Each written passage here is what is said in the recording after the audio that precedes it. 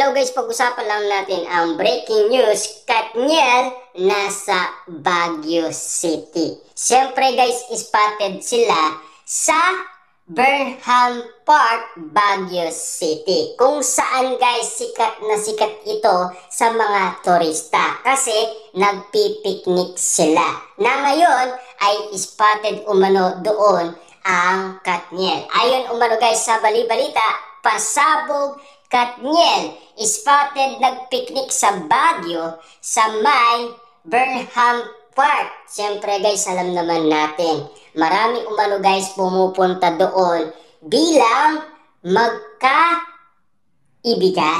Ibig sabihin guys, meron magkaibigan, pero meron pumupunta doon guys bilang nagmamahalan, diba? At lalo-lalo na guys, meron pumupunta doon na buong pamilya. Pero ang spotted ngayon guys ay ang Katniel. Kita nyo naman guys ang mga nangyayari ngayon, diba? Exclusive guys yung mga lihim ng Katniel na sinasabi umano guys ni Sian Gasa. Siyempre alam naman natin guys, kasi noon pinagbabawalan si Catherine Bernardo kapag siya ay naka-stay sa Casa Bernardo. Na alam naman natin kasi guys, ayon kay Mami Min Bernardo, aalis na lang si Catherine Bernardo at magpapaalam. Kasi hindi niya na kaya pa bantayan si Catherine Bernardo kasi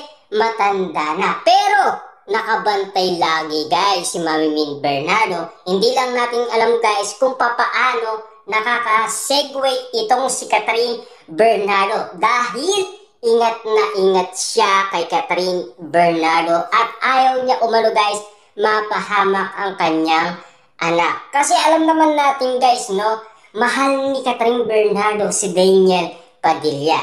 Sasama pa yan guys kay Daniel Padilla kung hindi niya mahal si Daniel Padilla. Siyempre makikipagkasundo ba si Catherine Bernardo kung hindi niya mahal si Daniel Padilla? Ang daming mga issue at intriga, wala ni isa guys natutuloy. Hindi ba kayo nagtataka doon?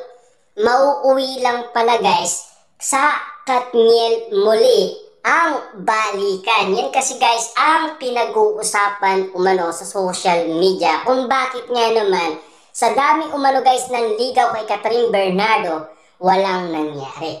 Sa dami umano guys na pabalitaan natin kay Daniel Padilla, meron siya nililigawan ni isa.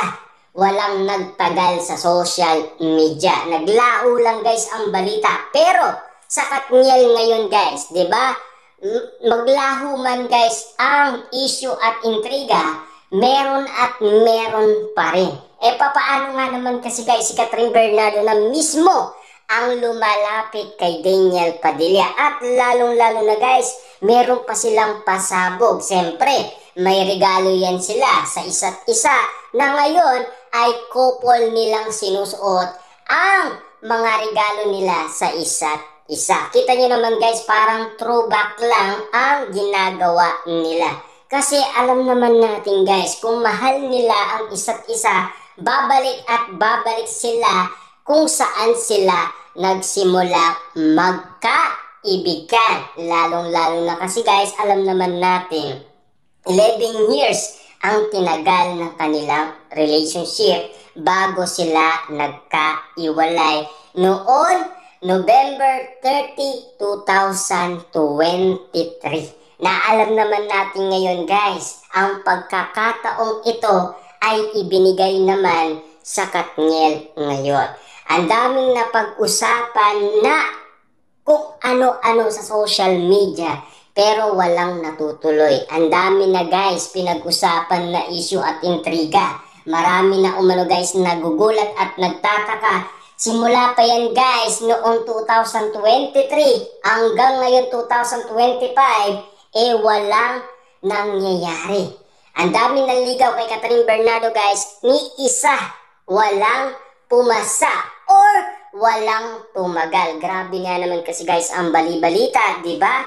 Parang alam naman natin kasi guys si Daniel Padilla meron pa siyang project umano at busy yan. At alam naman natin guys, si Daniel Padilla, magpapahinga muna yan after ng incognito kapag ito ay natapos na. Siyempre guys, ayon umano sa ABS-CBN, may plano silang muling ibalik sina Catherine Bernardo at Daniel Padilla. Kasi ayon umano guys sa bali-balita, collaboration ang magiging project ng Katniel. Bakit nga ba guys collaboration? Kasi alam naman natin guys nagkaiwalay sila, 'di ba? At alam naman natin guys galit ang pamilyang Bernardo sa pamilya ni Daniel Padilla. Siyempre guys, pag-uusapan nila yan kung papaano ang proseso. Na alam naman natin guys, pumayag na si Catherine Bernardo at Daniel Padilla. Yung pinag-uusapan nga naman kasi guys ni Sian Gasa, kung bakit nga naman guys nagkikita umano si Catherine Bernardo at Daniel Padilla, yan na kasi guys ang simula. Ibig sabihin, nagpaparamdam na sila bilang mag-collab team. Hindi lang natin alam kung ano ang label. Ayon umano kasi guys sa bali-balita, hindi niya alam kung ano na ang meaning ng ginagawa umano ni Catherine Bernardo at Daniel Padilla.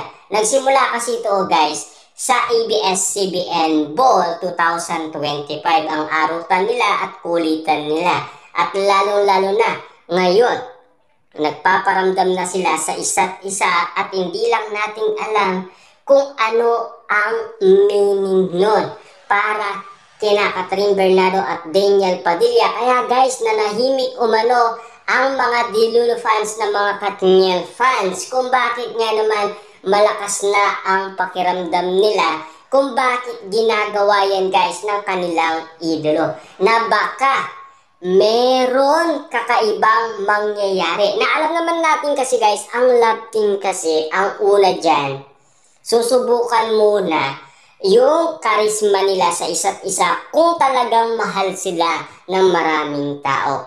Yan guys, ang ginagawa ng management. Kita niyo naman guys, ang Kim Pao. Diba? Pinagkaguluhan yan dahil kung ano-ano guys ang concert nila.